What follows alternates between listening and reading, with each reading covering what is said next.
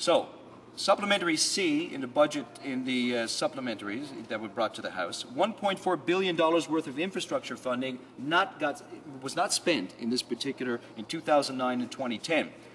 $870 million unspent out of the $2 billion for infrastructure stimulus fund. $186 million unspent out of $200 million for the green infrastructure fund. $240 million unspent out of $495 million, that's the provincial territorial base funding. And finally, for the Building Canada Communities component, the federal component that is, $135 million unspent out of $250 million. Let me illustrate to this House a point that I saw in particular where this money gets unspent. Cost sharing is a large element of it. When the government spends money to increase the infrastructure, improve the infrastructure for a particular community, and I'll use a community as an example, I use the town of New West Valley. There, they want to take advantage of a particular stimulus fund to upgrade their park for reasons of tourism, for the reasons of their own residents taking advantage of it for fitness, health, and the like.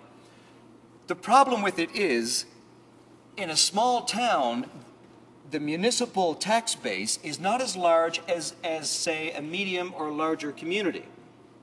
The business tax is not where it used to be, so that puts them in a vulnerable position where they have to come up with their 1/3 share, which they cannot do.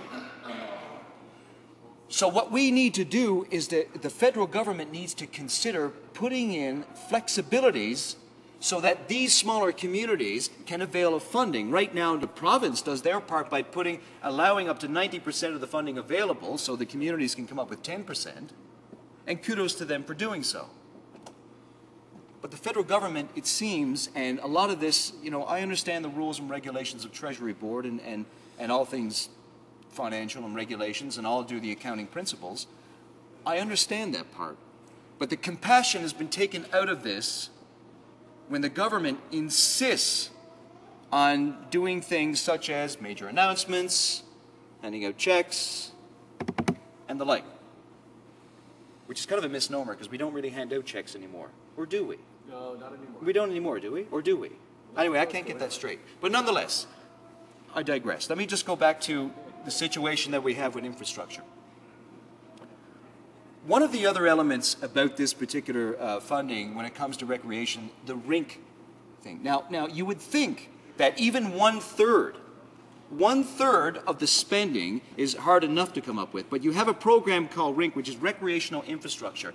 In 1967, there was a rash of spending regarding stadiums, gymnasiums, swimming pools, and municipal office buildings, municipal council buildings. So many smaller communities took advantage of this Centennial Fund to build their town halls, to build their stadiums, and so on and so forth. Now, a lot of it remains. I won't say intact because that's going too far. But I will say it's still there, and through a patchwork of funding, not a lot from the federal government, it remains. Barely in some cases, and I mean barely. So what we propose, and I say we, meaning the color red of Liberal, we propose in the last election, why don't we, as an incentive, to put money back into these communities in the infrastructure that we invested in 1967. And I don't know if you noticed the calendar, but 67 certainly wasn't yesterday. You get the idea about these crumbling buildings, and we were able to do that. Now, the Conservatives decided that, hey, maybe this is a good idea. Okay, great. But the problem was they instituted a program that was not just 1/3, it was 50-50. Now, if you're going to spend $200,000 to fix your stadium, and when I say $200,000, that's a meager sum. In a stadium that seats over 1,000 people, in a town of only 3,000 or 4,000 people, think about what you have to come up with $100,000. Now, there are stipulations where you can go to other levels of government to find that, and when I say other levels, I'm only talking about one, that's the province. So that kind of puts them on the hook too. So in a way, if you think about it, this is the government that said they would not do clawbacks, but in a way that is a clawback. Because now they're saying, hey, here's the money. We believe in your stadium. That's right. Bishop's Falls will be, after the weekend, Hockeyville, Canada. Here, here. I'm somewhat biased, true. But nonetheless, it's going to be Hockeyville.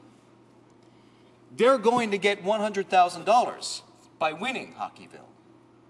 Now, if only one stadium in the whole country, whether it is the other towns or Bishop's Falls, one stadium gets that money.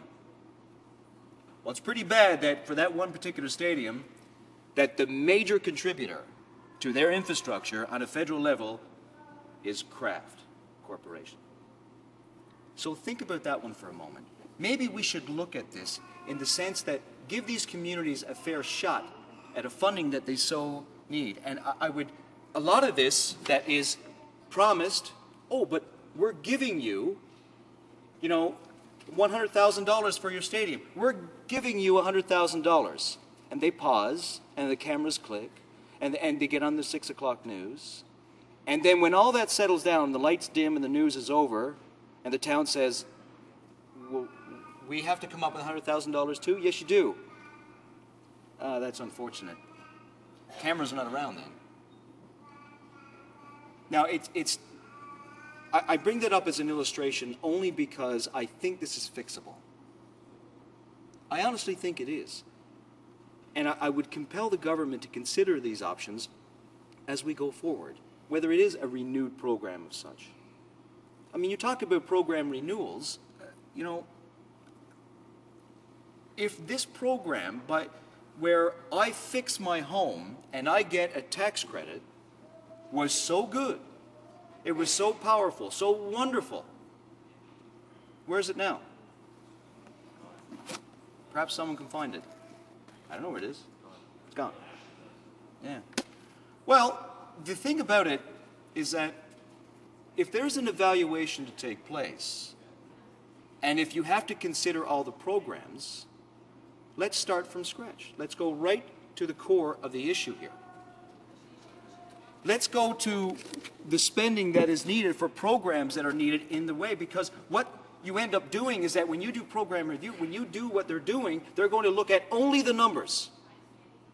Just the bottom line as to what this is. The faces and the stories and the communities get lost in the mix. Because the program evaluators that they use become simply black and white numbers, and all of us have to stop doing that. And I'll give you an example. It seems like the only time that we listen to people and we listen to their stories and how good these programs are is when they're in trouble.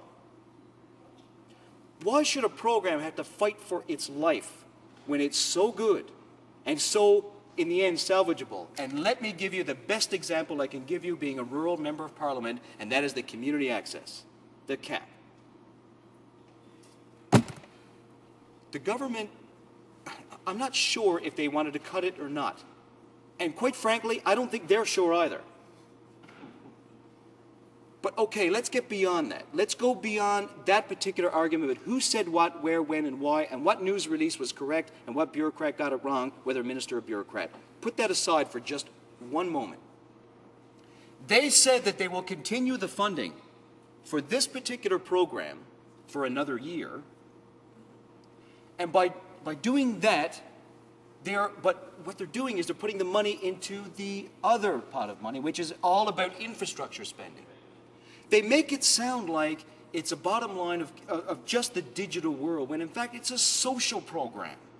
It's allowing people of lower incomes to be on the internet, to be engaged in the world that they endorsed.